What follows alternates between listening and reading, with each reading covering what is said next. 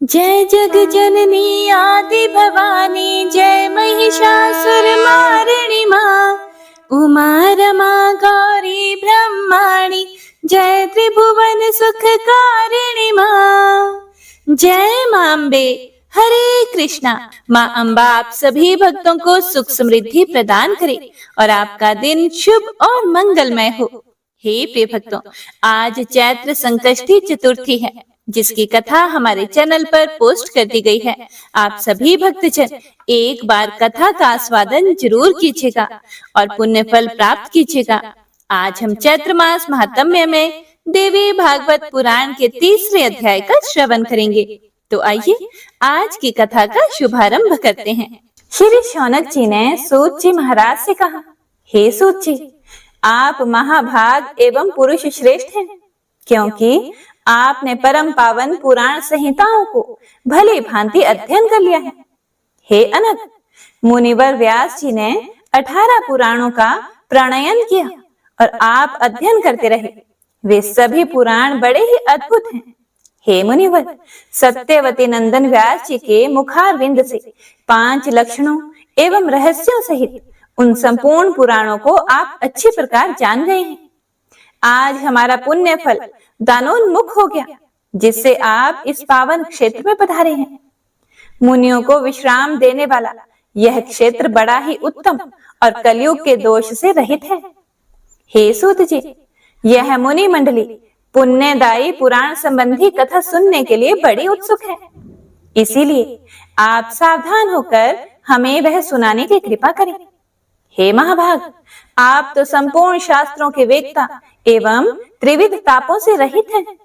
हे सूत जी, जिनके कान हैं और जो सुनने के स्वाद से भी परिचित हैं, वे मनुष्य यदि पुराण नहीं सुनते तो वे अभागे हैं। जिस प्रकार 6 प्रकार के स्वाद से जीभ तृप्त हो जाती है, वैसे ही विद्वान पुरुष के वचनों से कर्ण इंद्रियों को महान आनंद होता है। सर्पों के कान नहीं होते, यह तो सभी जानते हैं, तब भी वे मधुर स्वरों को सुनकर अपनी सुध बुध खो बैठते हैं।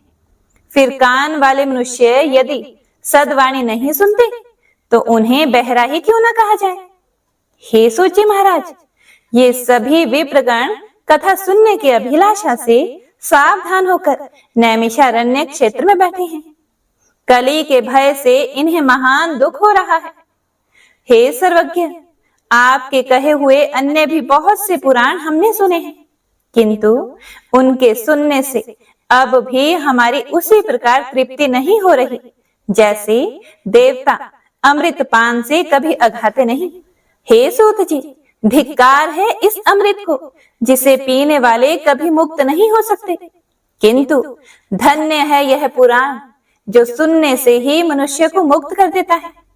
हे सूत जी, अमृत पान करने के लिए हमने हजारों यज्ञ किए, किंतु फिर भी हमें शांति न मिल सकी, क्योंकि यज्ञों का फल स्वर्ग है। स्वर्ग भोगने के बाद वहां से गिरना ही पड़ता है। इस प्रकार इस संसार चक्र में आने जाने की क्रिया सदा चलती ही रहती है। हे सर्वज्ञ सूत जी, इस त्रिगुणात्मक जगत में काल चक्र की प्रेरणा से सदा चक्कर काटने वाले मनुष्यों को ज्ञान हुए बिना मुक्ति मिलनी कभी संभव नहीं। इसीलिए आप परम पावन देवी भागवत को कहने की कृपा कीजिए। यह पुराण संपूर्ण रसों से परिपूर्ण, अत्यंत पवित्र, गोपनीय तथा मुक्ति की अभिलाषा रखने वालों को मुक्ति प्रदान करने वाला है। यह सुनकर सूत जी कहते हैं, श्रीमद् देवी भागवत अत्यंत पवित्र एवं वेद प्रसिद्ध पुराण है।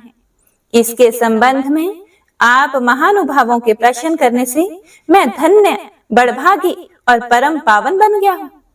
अब मैं इसे कहता हूँ। यह पुराण संपूर्ण श्रुतियों के अर्थ से अनुमोदित अखिल शास्त्रों का रहस्य एवं आगामों में अपना अनुपम स्थान रखने वाला है, जो योगियों को मुक्ति प्रदान करने वाले ब्रह्मा आदि देवताओं द्वारा सुसेवित हैं तथा प्रधान मुनिगण उत्तम स्रोत के द्वारा जिनका सदा चिंतन किया करते हैं। भगवती जगदम्बिका के उन सुकोमल चरण कमलों को प्रणाम करके आज मैं विस्तार पूर्वक यह पुराण कहने के लिए प्रस्तुत हो रहा हूँ। हे ब्राह्मणों, यह रसों का भंडार है। इसमें जहां देखिए भगवती की भक्ति ही निहित है। इसीलिए भगवती के नाम से ही अर्थात श्रीमद् देवी भागवत नाम से यह पुराण प्रसिद्ध है। उपनिषद में जो विद्या नाम से प्रसिद्ध है, आद्या, परा, सर्वज्ञ जिनके नामांतर हैं, जो संसार के आवागमन रूपी बंधन को काटने में कुशल हैं और जो चारों ओर ही जिनकी सत्ता बनी रहती है, दुष्ट जन जिन्हें किसी प्रकार भी नहीं जान सकते तथा मुनियों के ध्यान करने पर जो स्वयं अपनी झांकी दिखाया करती हैं, वे भगवती जगदम्बिका इस कार्य में सफलता प्रदान करने की कृपा करें। वेदों और पुराणों में यह भली भांति विदित भी है कि ब्रह्मा जी इस अखिल जगत की सृष्टा हैं। साथ ही वे यह भी कहते हैं कि ब्रह्मा जी का जन्म भगवान विष्णु के नाभि कमल से हुआ है। फिर ऐसी स्थिति में ब्रह्मा जी स्वतंत्र सृष्टा कैसे हो गए? भगवान विष्णु को भी स्वतंत्र सृष्टा नहीं कह सकते। वे तो शेषनाग की शैया पर सोए हुए थे। नाभि से कमल निकला और उस पर ब्रह्मा जी प्रकट हुए, किंतु वे श्री हरि भी तो किसी आधार पर ही अवलंबित थे। उनके आधारभूत क्षीर समुद्र को भी स्वतंत्र सृष्टा नहीं माना जा सकता, क्योंकि वह रस है और रस बिना पात्र के ठहरता नहीं। कोई ना कोई उसका आधार रहना ही चाहिए।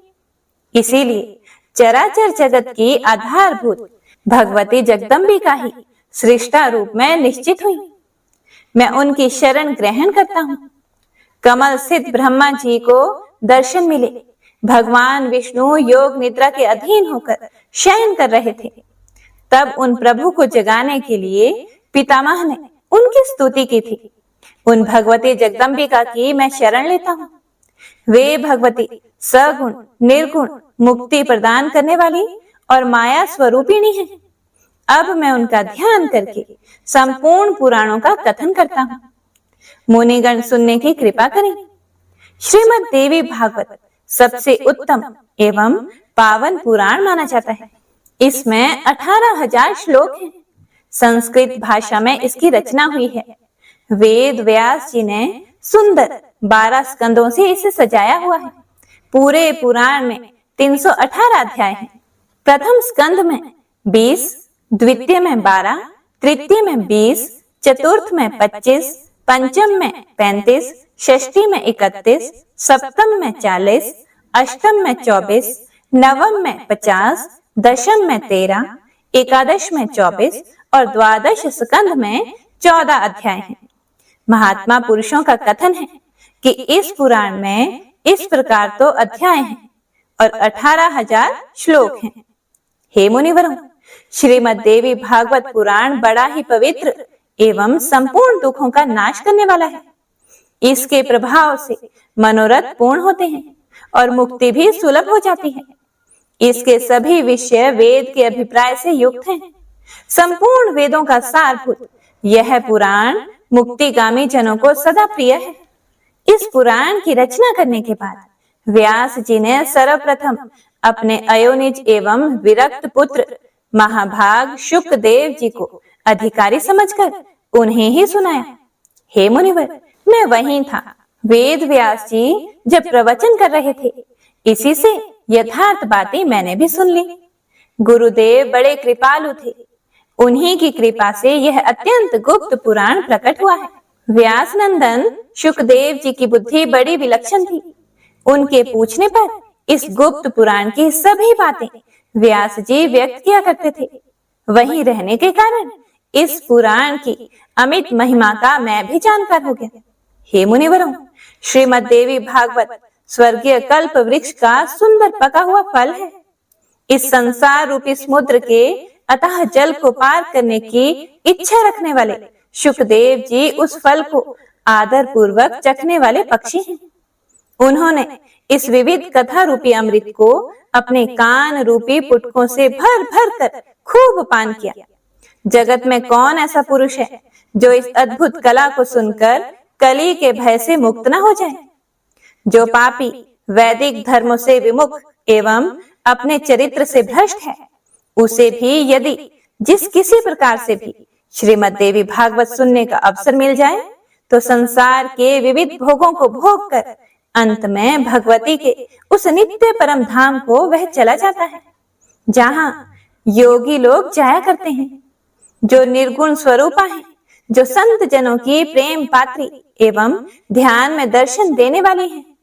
वे विद्यामयी भगवती जगदम्बिका उस बड़भागे पुरुष के हृदय रूपी गुफा में निवास कर लेती है, जो निरंतर इस देवी भागवत की कथा सुनने में तत्पर रहता है। संसार रूपी अगाध समुद्र को पार करने के लिए यह सर्वांग पूर्ण मानव देह सुंदर जहाज है। जिसे ऐसा शरीर मिल गया और कथावाचक की कमी भी न रही, तब भी जो मूर्ख इस कल्याणमयी देवी भागवत को नहीं सुन पाता, निश्चित ही वह अत्यंत भाग्यहीन है। जिसे विचारशील मानव तन मिल गया, दोनों कान विद्यमान हैं, तब भी सभी मनोरथ पूर्ण करने वाले रस के भंडार एवं परम पावन इस भागवत पुराण को नहीं सुनकर जो पर निंदा और पर चर्चा सुनने में मस्त रहता है, वह मूर्ख मर ही क्यों नहीं जाता? उसके जीवन से लाभ ही क्या है? तब ऋषियों ने पूछा, हे महाभाग सूत जी, व्यास जी की किस पत्नी से शुकदेव जी प्रकट हुए? कैसे उनका आविर्भाव हुआ? और वे ऐसे किन गुणों से संपन्न थे कि उन्होंने संहिताओं का भली भांति अध्ययन कर लिया? हे महामते, आपने कहा है शुकदेव जी अयोनिज हैं, अरणी से उनका प्राकट्य हुआ है। इन बातों से हमें महान आश्चर्य हो रहा है। इनका स्पष्टीकरण करने की कृपा कीजिए। तब सूत जी कहते हैं, प्राचीन समय की बात है। सत्यवती नंदन व्यास जी सरस्वती नदी के तट पर विराजमान थे। उनके आश्रम पर 2 गौरैया पक्षी थी। उन्हें देखकर वे आश्चर्य में पड़ गए। उन्होंने देखा कि दोनों पक्षी अपनी घोंसले में थे। उनका एक सुंदर बच्चा अभी अभी अंडे से बाहर निकला था। उस बच्चे के सभी अंग बड़े सुंदर थे और अभी पंख और रुओं से रहित था। दोनों पक्षी उस बच्चे को आहार पहुंचाने के लिए असीम प्रयत्न कर रहे थे। बार बार दाना ला लाकर उन्हें बच्चे के मुख में डालना उनका प्रधान कर्तव्य बन गया था। वे आनंद में मगन होकर उस बच्चे के अंगों को अपने अंगों से रगड़ते और प्रेम पूर्वक उसका मुख चूमा करते थे। उन गौरैया का अपने बच्चों में ऐसा अद्भुत प्रेम देखकर व्यास जी ने अपने मन में विचार किया कि जब पक्षी अपने पुत्र के प्रति इतना स्नेह कर सकते हैं, तब मनुष्यों का संतानों में प्रेम हो, इसमें कौन सी विचित्र बात है? क्योंकि उन्हें तो पुत्रों से सेवा पाने की अभिलाषा बनी ही रहती है। सत्यवती नंदन व्यास जी इस प्रकार के विविध विचारों में उलझकर उदास हो गए। मन ही मन कुछ सोच समझकर बात निश्चित कर ली और फिर वे मंद्राचल पर्वत के निकट चले गए और खूब विचार किया और कहने लगे कि मेरे मनोरथ पूर्ण करने एवं वर देने में निपुण कौन देवता है जिनकी मैं उपासना करूं? भगवान विष्णु, शंकर, इंद्र, ब्रह्मा, सूर्य, गणेश, स्वामी कार्तिकेय, अग्नि अथवा वरुण, मुझे किनकी उपासना करनी चाहिए?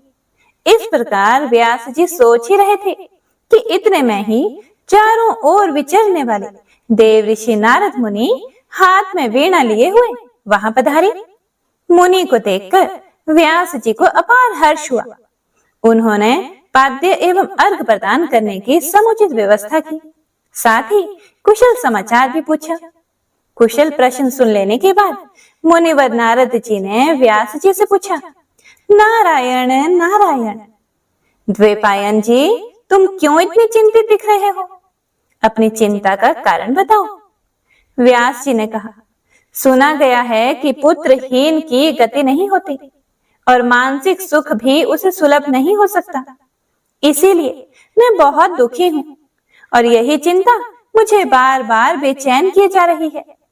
अब मैं मनोरथ पूर्ण करने वाली किस देवता की उपासना करूं? इस विचारधारा में गोते खा रहा हूं। इस परिस्थिति में अब आप ही मेरे आश्रय हैं। हे महर्षि, आप सब कुछ जानने वाले एवं कृपा के समुद्र हैं। शीघ्र बताने की कृपा कीजिए कि मैं किन देवता की शरण में जाऊं जो मुझे पुत्र दे सके। सूत जी कहते हैं, इस प्रकार व्यास जी के पूछने पर महामना नारद जी अत्यंत प्रेम पूर्वक उनसे कहने लगे कि हे महाभाग व्यास जी, आप इस विषय में जो प्रश्न पूछ रहे हो, ठीक यही प्रश्न मेरे पिताजी ने भगवान श्री हरि से किया था। देवादिदेव भगवान जगत के स्वामी हैं। लक्ष्मी जी उनकी सेवा में उपस्थित रहती हैं। दिव्य कौस्तुभ मणि उनकी शोभा बढ़ाती हैं। वे शंख, चक्र और गदा लिए रहते हैं और पीतांबर धारण करते हैं। उनकी 4 भुजाएं हैं। वक्ष स्थल पर श्री वत्स का चिन्ह चमकता रहता है। वे चराचर जगत के आश्रय दाता हैं। जगत गुरु एवं देवताओं के भी देवता हैं। ऐसे जगत प्रभु भगवान श्री हरि महान तप कर रहे थे। उनकी समाधि लगी हुई थी। यह देखकर मेरे पिताजी ब्रह्मा जी को बड़ा आश्चर्य हुआ। इसीलिए उन्होंने उनसे जानने की इच्छा प्रकट की। ब्रह्मा जी ने पूछा कि हे प्रभु, आप तो देवताओं के अध्यक्ष, जगत के स्वामी और भूत भविष्य एवं वर्तमान सभी जीवों के एकमात्र शासक हैं। भगवान, फिर आप क्यों तपस्या कर रहे हैं और किस देवता की आराधना में ध्यान मगन हैं? मुझे असीम आश्चर्य हो रहा है और सबसे ज्यादा आश्चर्य तो यह हो रहा है कि आप देवेश्वर एवं सारे संसार के शासक होते हुए भी समाधि में लीन हैं। हे प्रभु, आपके नाभि कमल से तो मेरी उत्पत्ति हुई है और वह मैं अखिल विश्व का रचयिता बन गया। फिर आप जैसे सर्वसमर्थ पुरुष से बढ़कर कौन विशिष्ट देवता है, उसे बताने की कृपा अवश्य कीजिए। जगत प्रभु, मैं तो यही जानना चाहता हूँ कि सबके कारण स्वरूप आदि पुरुष परमात्मा आप ही हैं। आप में सारी शक्तियां स्थित हैं। सृष्टि, स्थिति और संहार तथा सभी कार्यों के करने वाले आप ही हैं। महाराज, आपकी इच्छा से ही मैं इस जगत की रचना करता हूँ। भगवान शंकर भी आपकी आज्ञा पाने पर ही समय अनुसार सदा संहार लीला में प्रवृत्त होते हैं। भगवान, सूर्य का आकाश में चक्कर लगाना, सुखदायी पवन का चलना, अग्नि का जलना और मेघ का बरसना आदि सभी कार्य आपकी आज्ञा पर ही निर्भर है। और मुझे तो महान कौतूहल यह हो रहा है कि आप किस देवता का ध्यान कर रहे हैं। त्रिलोकी में तो मैं आपसे बढ़कर किसी देवता को नहीं देखता।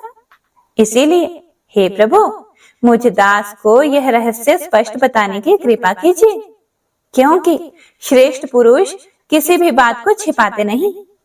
श्री ब्रह्मा जी के यह विनीत वचन सुनकर भगवान श्री हरि उनसे कहने लगे कि हे ब्राह्मण, सावधान होकर सुनो। मैं अपने मन का विचार व्यक्त करता हूँ। देवता, दानव और मानव सब यही जानते हैं कि आप सृष्टि करता हो, मैं पालन करता हूँ और भगवान शंकर संहार किया करते हैं। किंतु फिर भी वेद के पारगामी पुरुष अपनी युक्ति से ये सिद्ध करते हैं कि रचने, पालने और संहार करने की यह योग्यता जो हमें मिली है, इसकी अधिष्ठात्री शक्ति देवी है। वे कहते हैं कि संसार की सृष्टि करने के लिए आप में राजसी शक्ति का संचार हुआ है, मुझे सात्विकी शक्ति मिली है और रुद्र में तामसी शक्ति का आविर्भाव हुआ है। उस शक्ति के अभाव में आप इस संसार की सृष्टि नहीं कर सकते और मैं पालन करने में सफल नहीं हो सकता और रुद्र भी संहार कार्य नहीं कर सकते। हे ब्रह्मा जी, हम सभी उस शक्ति के सहारे ही अपने अपने कार्य में सदा सफल होते आए हैं। प्रत्यक्ष और परोक्ष दोनों ही उदाहरण मैं आपके सामने रखता हूँ, सुनो। यह निश्चित बात है कि उस शक्ति के अधीन होकर ही मैं प्रलय काल में इस शेष नाग की शैया पर सोता और सृष्टि करने का अवसर आते ही जाग जाता हूँ। मैं सदा तप करने में लगा रहता हूँ। उस शक्ति के शासन से कभी मुक्त नहीं रह सकता। कभी अवसर मिला तो लक्ष्मी के साथ सुखपूर्वक समय बिताने का सौभाग्य प्राप्त होता है। मैं कभी तो दानवों के साथ युद्ध करता हूँ और अखिल जगत को भय पहुंचाने वाले दैत्यों के विकराल शरीरों को शांत करना मेरा परम कर्तव्य हो जाता है। हे धर्मज्ञ, बहुत पहले की बात कह रहा हूँ। उस समय आप तो थे ही, चारों ओर जल ही जल था। मुझे 5000 वर्षों तक बाहु युद्ध करना पड़ा था। मेरे कान के मैल से उत्पन्न होने वाले मधु और कैडब नामधारी दो दानव महान दुष्ट थे। उन्हें असीम अभिमान था। भगवती आद्य शक्ति की कृपा से ही मैं उन दैत्यों को मारने में सफल हो सका। हे महाभाग, उस समय की बात से क्या आप अपरिचित हो? सर्वश्रेष्ठ शक्ति ही तो उस जीत में हमारा कारण हुई थी। फिर आप बार बार क्यों पूछते हो? जब सर्वत्र जल ही जल शेष रहता है, तब उस शक्ति की इच्छा के अधीन होकर मैं पुरुष रूप से विचरा करता हूँ। प्रत्येक युग में कच्छप, वाराह, नरसिंह और वामन रूप मुझे धारण करने पड़ते हैं। हे ब्रह्मा जी, प्राचीन समय की बात है। एक बार धनुष की डोरी टूटी और उसके झटके से मेरा मस्तक धड़ से अलग हो गया। आप बड़े कुशल शिल्पी हो, इसीलिए आपने घोड़े का मस्तक मेरे धड़ से जोड़ दिया। यह घटना तो आपके सामने ही घटी थी। तभी से लोग मुझे है शिरा कहने लगे। जगत की रचना करने वाले ब्रह्मा जी, आप इससे अपरिचित नहीं हो। मुझे सब प्रकार से शक्ति के अधीन होकर रहना पड़ता है। उन्हीं भगवती शक्ति का मैं निरंतर ध्यान किया करता हूँ। ब्रह्मा जी, मेरी जानकारी में इन भगवती शक्ति से बढ़कर दूसरे कोई देवता नहीं है। फिर नारद जी कहते हैं, इस गुप्त रहस्य के वक्ता भगवान विष्णु हैं और श्रोता ब्रह्मा जी रहे। मुनिवर, फिर तो पितामह ने वे सभी बातें अक्षरशः मुझे कह सुनाई। अतः आप भी यदि अपना पुरुषार्थ सिद्ध करना चाहते हो, तो उन्हीं भगवती के चरण कमलों को अपने हृदय में धारण करो। आपकी जो भी अभिलाषाएं हैं, वे सभी भगवती जगदम्बिका अवश्य पूर्ण करेंगी। श्री सूत जी कहते हैं, इस प्रकार नारद जी के कहने पर सत्यवती नंदन व्यास जी भगवती देवी के चरण कमलों को अपने हृदय में स्थापित करके तपस्या करने के लिए पर्वत पर चले गए। ऋषिगण बोले, हे सूत जी, आपने बड़े आश्चर्य की बात कही। अरे, जो भगवान विष्णु सबके कर्ता धर्ता है, उनका भी मस्तक कटकर धड़ से अलग हो गया। फिर उस धड़ पर घोड़े का सिर रखा गया और वे हयग्रीव कहलाने लगे। वेद भी जिनकी स्तुति करते हैं, संपूर्ण देवताओं को आश्रय देना जिनका स्वाभाविक गुण है, तथा जो समस्त कारणों के भी परम कारण है, उन आदि देव जगत प्रभु भगवान श्री हरि को भी छिन्न मस्तक हो जाना पड़ा। यह तो देव की ही करामात है। परंतु हे महामते, ऐसी घटना कैसे घट गई? इसे शीघ्र विस्तार पूर्वक कहने की कृपा कीजिए। श्री सूत जी कहने लगे कि हे मुनिगणों, भगवान विष्णु परम तेजस्वी एवं देवताओं के भी देवता हैं। उनकी लीला बड़ी विचित्र है। तुम सब लोग अत्यंत सावधान होकर उनकी अद्भुत कथा सुनो। एक समय की बात है, सनातन परम प्रभु भगवान श्री हरि को घोर युद्ध करना पड़ा। 10,000 वर्षों तक वे युद्ध क्षेत्र में डटे रहे। फिर तो उन्हें थकान सी हो गई। तब उस थकान को कम करने के लिए वे अपने पुण्य लोक वैकुंठ में गए। वहां वे पद्मासन लगाकर बैठे। धनुष पर डोरी चढ़ी हुई थी। इसी अवस्था में धनुष को भूमि पर टेक कर उसी के सहारे वे कुछ झुक से गए। आराम करने का सोचने लगे। अब आराम करते करते वे धीरे धीरे उसी धनुष से लगे लगे अलसाने भी लगे। अब एक तो थकान के कारण, युद्ध भूमि में इतने वर्षों के कारण जो थकान हो गई थी, उसके कारण कहिए या फिर भगवान की लीला ही कहिए कि उन्हें घोर निद्रा आ गई। उन्हीं दिनों देवताओं के यहाँ यज्ञ करने की योजना चल रही थी। इंद्र, ब्रह्मा, शंकर आदि सभी देवता यज्ञ करने में तत्पर होकर भगवान श्री हरि से मिलने वैकुंठ लोक में गए। देवताओं का कार्य निर्विघ्न चलता रहे, यही उस यज्ञ का उद्देश्य था। वहां उन्हें यज्ञेश्वर भगवान विष्णु का दर्शन नहीं मिला। फिर तो ध्यान द्वारा उन्होंने पता लगाया। पता लगाकर जहां भगवान विराजमान थे, वहां पहुंच गए। जब वे वहां पहुंचे, तब उन्होंने देखा कि परम प्रभु भगवान श्री हरि योग निद्रा के अधीन होकर अचेत से पड़े हैं। तब वे देवता लोग वहीं ठहर गए। अब वे प्रभु के जागने का वहीं इंतजार करने लगे। प्रभु तो अचेत पड़े हुए थे। जब भगवान की निद्रा भंग नहीं हुई तब वे देवता अत्यंत चिंतित हो गए। ऐसी स्थिति में इंद्र ने प्रधान देवताओं को संबोधित करके कहा, अब क्या करना चाहिए? देवताओं, आप स्वयं विचार करें, भगवान विष्णु को कैसे जगाया जाए? तब भगवान शंकर ने कहा, देवताओं, यद्यपि किसी की निद्रा भंग करना निषिद्ध आचरण है। हे प्रिय भक्तों, देखिए, यह बात हमेशा ध्यान में रखिए। अगर कोई गहरी नींद में सो रहा हो तो उसे अनावश्यक रूप से नहीं जगाना चाहिए, बहुत बड़ा दोष लगता है।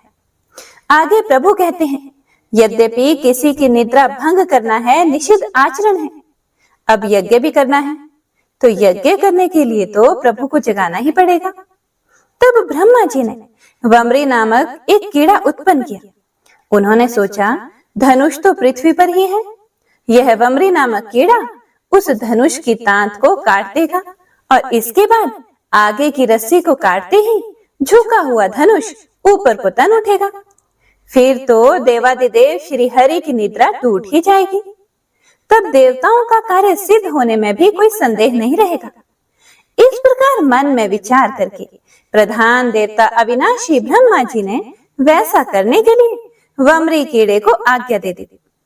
तब वह वमरी नामक कीड़ा ब्रह्मा जी से कहने लगा कि हे प्रभु, अरे लक्ष्मीकांत भगवान नारायण देवताओं के भी आराध्य देव हैं, भला उन जगत गुरु की निद्रा मैं कैसे भंग कर सकूंगा? भगवान, इस धनुष की डोरी को काटने से मुझे भला कौन सा लाभ है जिसके कारण ऐसा घृणित कार्य किया जा सके? सभी प्राणी किसी न किसी स्वार्थ को लेकर ही नीच कर्म करते हैं, यह बिल्कुल निश्चित बात है, यह तो बिल्कुल सच बात है। इसीलिए यदि मेरा कोई निजी काम बनने वाला हो तभी इसे काटने में मैं तत्पर हो सकूंगा। यह सुनकर ब्रह्मा जी कहने लगे, वमरी सुनो, हम लोग तुम्हें यज्ञ में भाग दिया करेंगे। यह निजी लाभ मानकर अब तुम शीघ्र हमारा कार्य करो, अर्थात भगवान श्री हरि को निद्रा से जगा दो। देखो, यज्ञ में हवन करते समय अगल बगल में जो भी हविष्य गिर जाएगा वह तुम्हारा भाग है, यह समझ लो। अच्छा, अब हमारा काम बहुत जल्दी हो जाना चाहिए। सूत जी कहते हैं, इस प्रकार ब्रह्मा जी के कहने पर उसी क्षण वमरी ने प्रत्यंचा को जो नीचे भूमि पर थी उसे काट दिया। फिर तो धनुष बंधन मुक्त हो गया। देखिए, अब इधर प्रत्यंचा कटी और दूसरी ओर की डोरी भी वैसे ही ढीली पड़ गई। उसी समय बड़े जोर से भयंकर शब्द हुआ जिससे देवता भयभीत हो उठे। चारों ओर अंधकार छा गया। इतना अंधकार छा गया कि सूर्य की प्रभा भी क्षीण हो गई।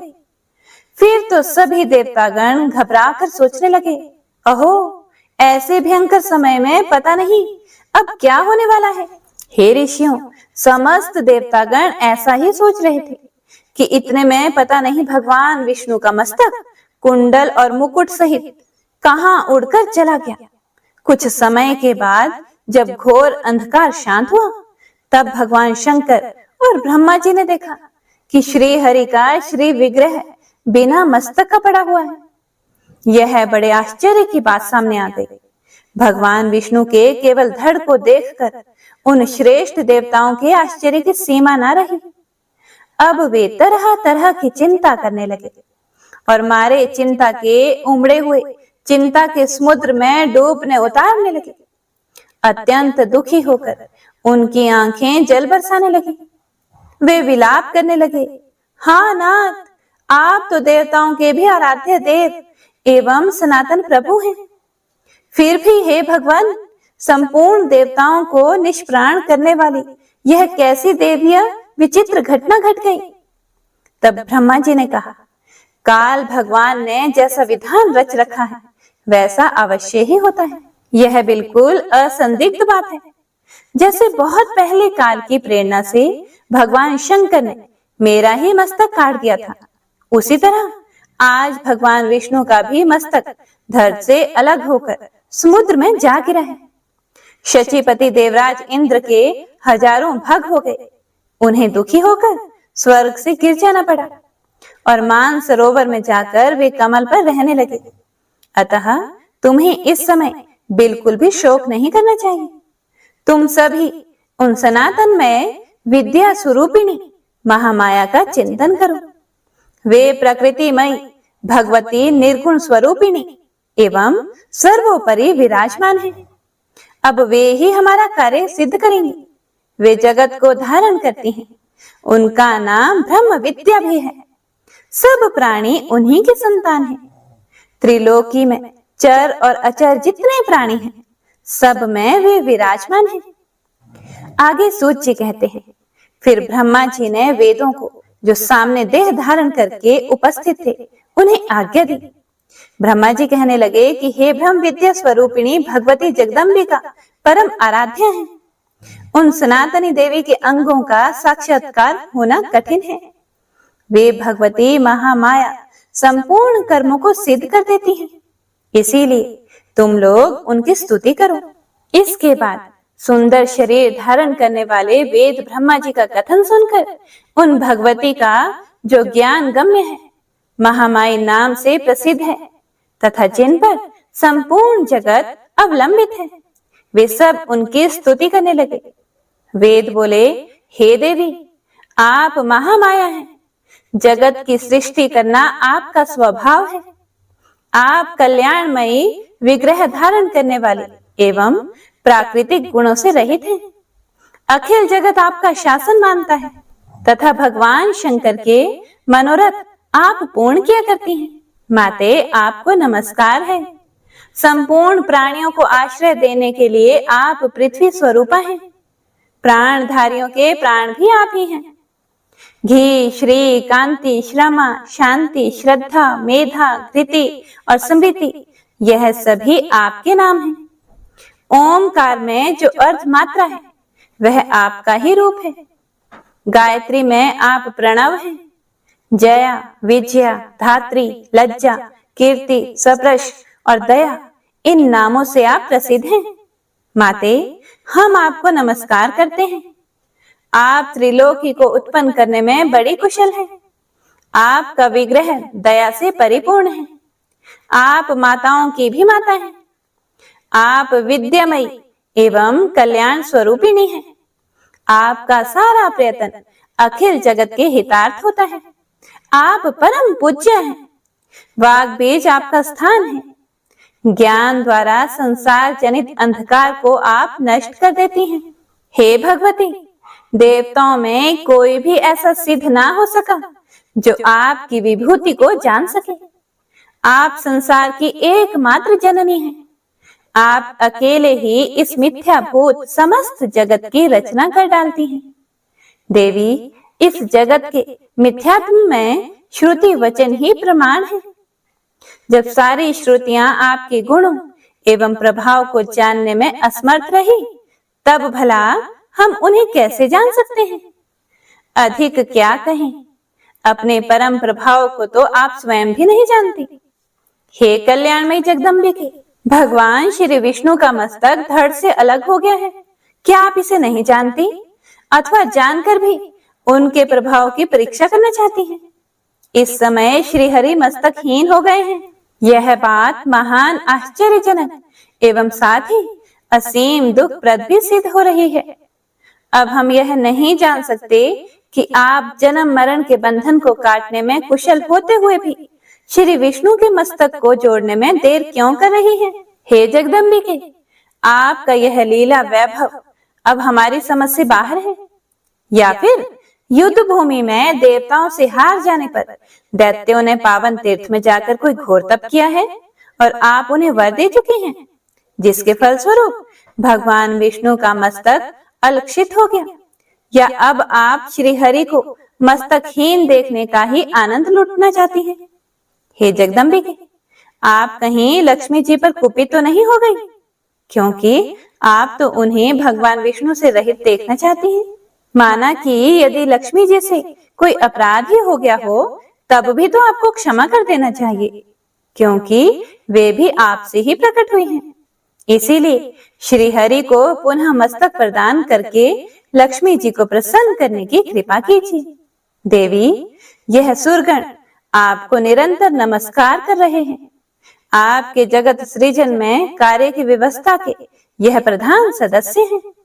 आपकी कृपा से इन्हें प्रतिष्ठा भी प्राप्त हो चुकी है। अब आप अखिल लोकनायक भगवान विष्णु को प्राण दान करके शोक रूपी समुद्र से इन देवताओं का उद्धार करने की कृपा कीजिए। माता, पहले तो हम यह नहीं जानते कि श्री हरि का मस्तक चला कहाँ गया है। यह तो बिल्कुल निश्चित है कि आपकी कृपा के बिना और कोई उपाय है ही नहीं। देवी, आप जैसे अमृत पिलाकर देवताओं को जीवित करने में निपुण हैं, वैसे ही अब जगत को भी जीवित रखना आपका कर्तव्य है। आगे सूत जी कहते हैं, इस प्रकार जब अंगों उपांगों सहित वेदों ने भगवती जगदम्बिका की स्तुति की, तब वे गुणातीता महामाई देवी अत्यंत प्रसन्न हो गई। फिर तो देवताओं को लक्ष्य करके आकाशवाणी होने लगी। प्रत्येक वाणी कल्याणमयी थी, सभी शब्दों में सुख भरा था। वह वाणी इस प्रकार थी, देवताओं, अब तुम्हें चिंता करने की आवश्यकता नहीं है। शांत चित्त होकर अपने स्थान पर विराजमान हो जाओ। वेदों ने भली भांति मेरी स्तुति की है, इसीलिए मेरी प्रसन्नता में किंचित भी संदेह नहीं रहा। जो मनुष्य मृत्यु लोक में मेरे इस स्तोत्र को भक्ति पूर्वक पढ़ता अथवा सुनता है, उसे सभी अभीष्ट वस्तुएं सुलभ हो जाती हैं। अथवा जो श्रद्धालु मानव तीनों काल में सदा इसका श्रवण करता है, उसके सभी शोक शांत हो जाते हैं और वह सुखी हो जाता है। मेरा यह वेद प्रणीत स्तोत्र निश्चय ही वेद तुल्य है। अब तुम लोग श्री हरि के छिन्न मस्तक होने का अर्थात उनके मस्तक के कटने का कारण भी सुनो। इस जगत में कोई भी कार्य अकारण कैसे होगा? एक समय की बात है, भगवान श्री विष्णु लक्ष्मी जी के साथ एकांत में विराजमान थे। लक्ष्मी जी के मनोहर मुख को देखकर उन्हें हंसी आ गई। लक्ष्मी जी ने समझा, हो ना हो, भगवान विष्णु की दृष्टि में मेरा मुख कुरूप सिद्ध हो चुका है, इसीलिए मुझे देखकर इन्हें हंसी आ गई, क्योंकि बिना कारण उनका यूं हंसना बिल्कुल असंभव है। फिर तो महामाई लक्ष्मी जी को क्रोध आ गया। सात्विक स्वभाव वाली होने पर भी वे तमोगुण से आविष्ट हो गई। श्री महालक्ष्मी जी के शरीर में भयंकर तामसी शक्ति का जो प्रवेश हुआ, उसका भी भावी परिणाम वस्तुतः देवताओं का कार्य ही सिद्ध करना था। वे देवी अत्यंत व्याकुल हो गई। तब झट से उनके मुख से निकल गया, तुम्हारा यह मस्तक गिर जाए। इसी से इस समय इन प्रभु का सिर क्षार समुद्र में लहरा रहा है। देवताओं, इसमें कुछ कारण दूसरा भी है। वह यह है कि तुम लोगों का एक महान कार्य सिद्ध होने वाला है। यह बिल्कुल निश्चित बात है। हयग्रीव नामक एक दैत्य हो चुका है। उसकी विशाल भुजाएं हैं और वह बड़ी ख्याति पा चुका है। सरस्वती नदी के तट पर जाकर उसने महान तप किया। वह मेरे एकाक्षर मंत्र माया बीज का जप करता रहा, बिना कुछ खाए पिए ही जप करता था। उसकी इंद्रियां वश में हो चुकी थी। सभी भोगों का उसने त्याग कर दिया था। संपूर्ण भूषणों से भूषित जो मेरी तामसी शक्ति है, उसी शक्ति की उसने आराधना की। और वह दैत्य 1000 वर्ष तक ऐसी कठिन तप करता रहा। तब मैं ही तामसी शक्ति के रूप में सजकर उसके पास गई और जैसे रूप का वह ध्यान कर रहा था, ठीक उसी रूप में मैंने उसे दर्शन दिए। मैं सिंह पर बैठी हुई थी, सर्वांग दया से ओतप्रोत थे। मैंने कहा, महाभाग वर मांगो, सुव्रत जो इच्छा हो उसे देने में मैं तैयार हूँ। मुझ देवी की बात को सुनकर वह दानव प्रेम से विभोर हो उठा। उसने तुरंत मेरी परिक्रमा की और चरणों में मस्तक झुकाया। मेरे इस रूप को देखकर उसके नेत्र प्रेम से पुलकित हो उठे और आनंद के आंसुओं से भर गए। फिर तो वह मेरी स्तुति करने लगा। हयग्रीव बोला, हे कल्याणमयी देवी, आपको नमस्कार है। आप महामाया हैं। सृष्टि, स्थिति और संहार करना आपका स्वाभाविक गुण है। देवी, भक्तों पर कृपा करने में आप बड़ी कुशल हैं। मनोरथ पूर्ण करना और मुक्ति देना आपका मनोरंजन है। तब भगवती ने कहा, तुमने बड़ी अद्भुत तपस्या की है। मैं तुम्हारी भक्ति से अत्यंत प्रसन्न हूँ। तुम अपनी इच्छा से कोई भी वर मांगो, तुम्हें जो भी इच्छा हो वह मैं देने को तैयार हूं। तब हयग्रीव बोला, माते, जिस किसी प्रकार भी मुझे मृत्यु का मुख ना देखना पड़े, वैसा ही मुझे वर देने की आप कृपा कीजिए। मैं अमर योगी बन जाऊं, देवता और दानव कोई भी मुझे जीत ना सके। तब देवी कहने लगी, देखो, जन्मे हुए की मृत्यु और मरे हुए का जन्म होना बिल्कुल निश्चित है। भला ऐसे सिद्ध मर्यादा जगत में कैसे व्यर्थ की जा सकती है। राक्षस राज, मृत्यु के विषय में तो ऐसी ही बात पक्की समझ लेनी चाहिए। इसीलिए मन में सोच विचार कर जो इच्छा हो वह वर मांगो। तब हयग्रीव बोला, अच्छा, तो हयग्रीव के हाथ ही मेरी मृत्यु हो, दूसरे मुझे कोई ना मार सके। बस मेरे मन की यही इच्छा है, इसे पूर्ण करने की कृपा करें।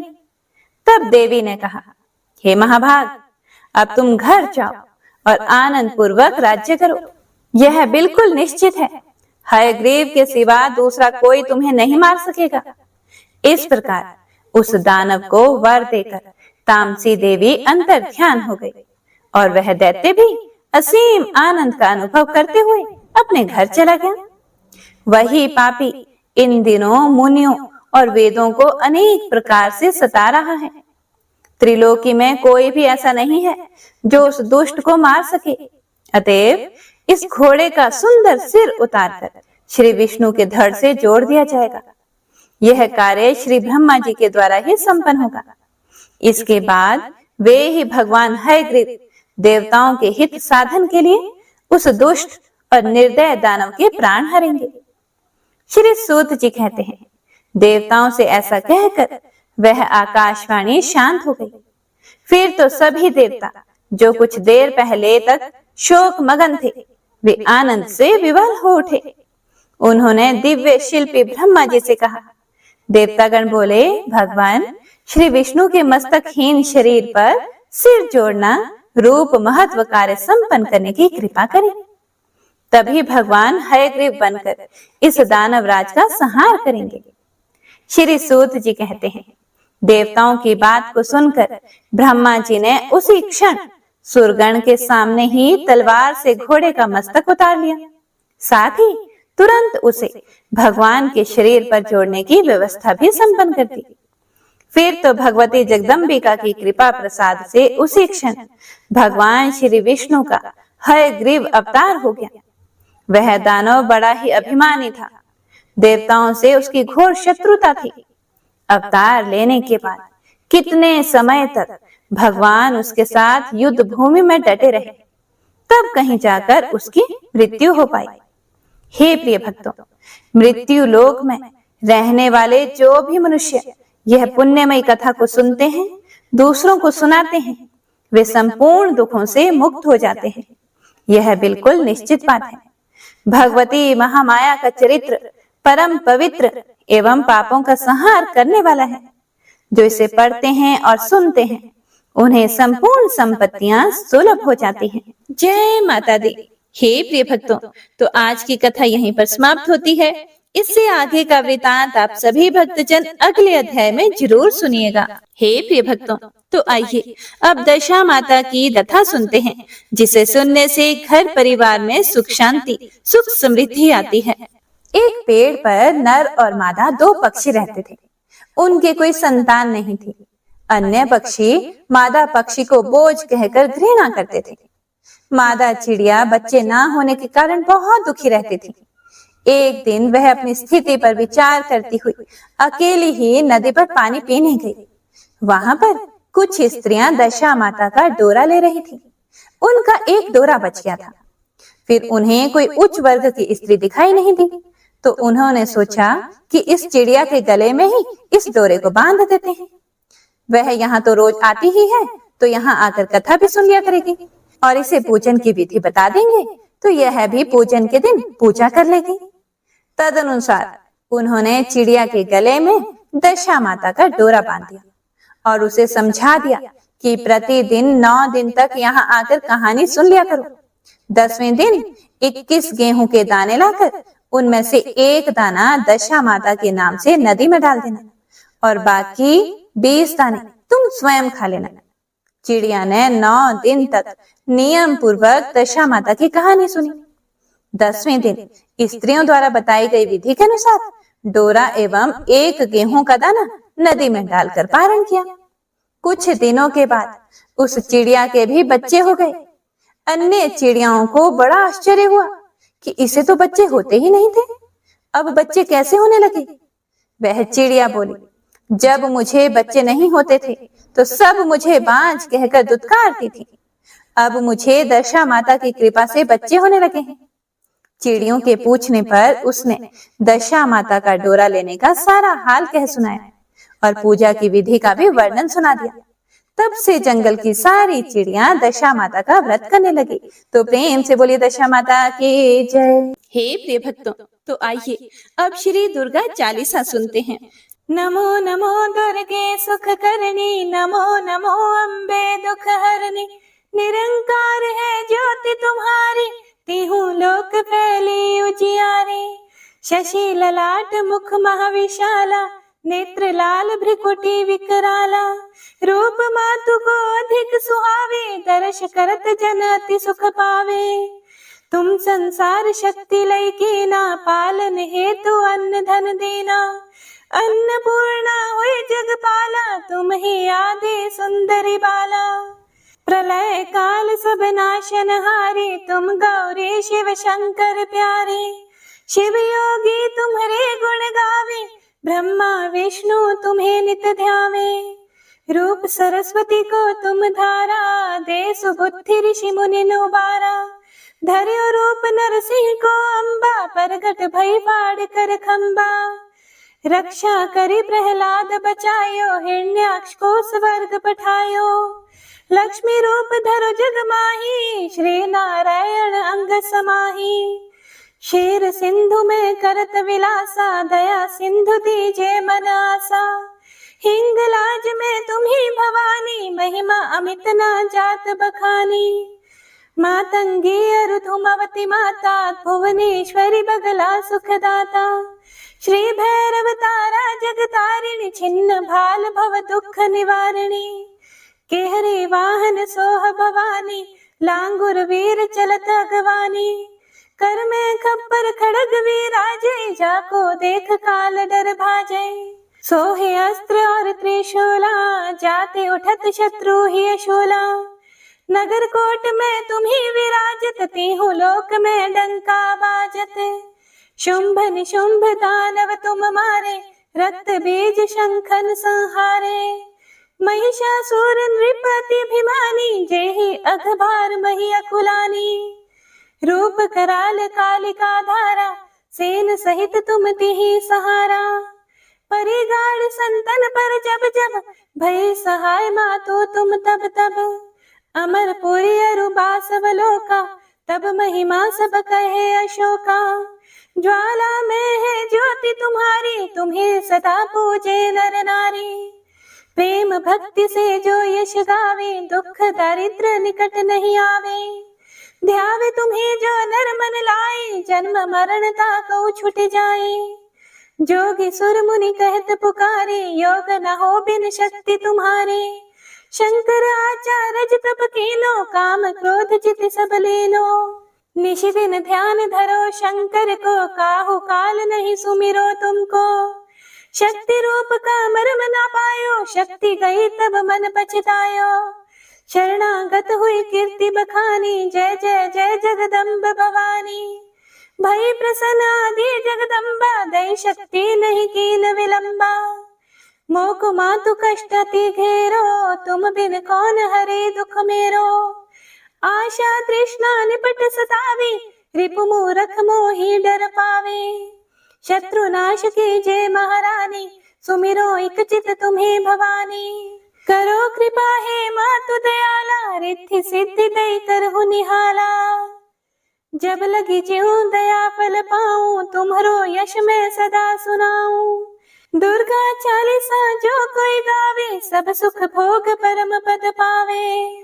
देवी दास शरण निज जानी, करहु कृपा जगदम्ब भवानी।